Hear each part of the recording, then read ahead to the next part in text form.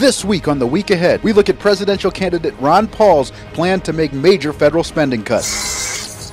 Plus, we hear from members of Occupy DC about what their message is supposed to be.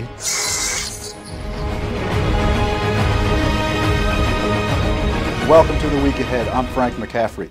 Texas Congressman and presidential candidate Ron Paul is introducing legislation that he says would balance the budget by his third year in office should he be elected president. He spoke with us recently at Americans for Limited Government, and here is some of what he had to say.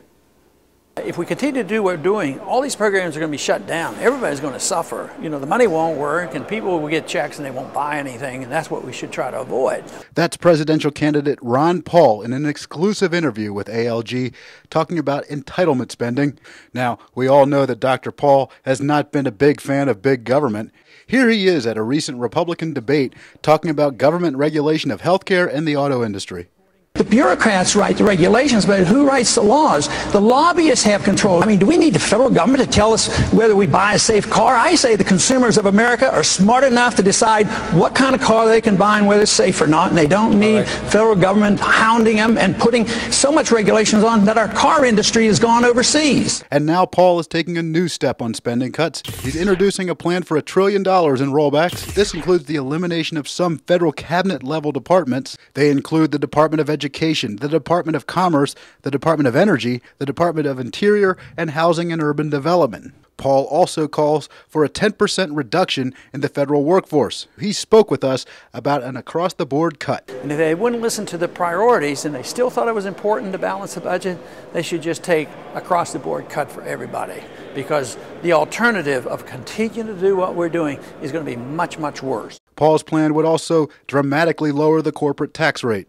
Another part of the plan calls for a salary readjustment for the president to put it more in line with the average American salary. For weeks now, young people have been protesting in cities throughout the country, most notably New York City, where they call themselves Occupy Wall Street. In Washington, D.C., the group is known as Occupy D.C. Americans for Limited Government took our cameras to their location to hear what they have to say. These young protesters have the apparent endorsement of President Barack Obama. It would appear they're not siding with him. There's so many different things going on, and I feel like it's all coming together. It's all this systemic problem. But I would say, if I had to pick, I would say the aspects of government that allow the influence of money in politics, that are shutting out the voices of the American people who really need help. Protesters who one would believe were supporters of Barack Obama in 2008 have been devastated during this administration. I'm here because I have a college education.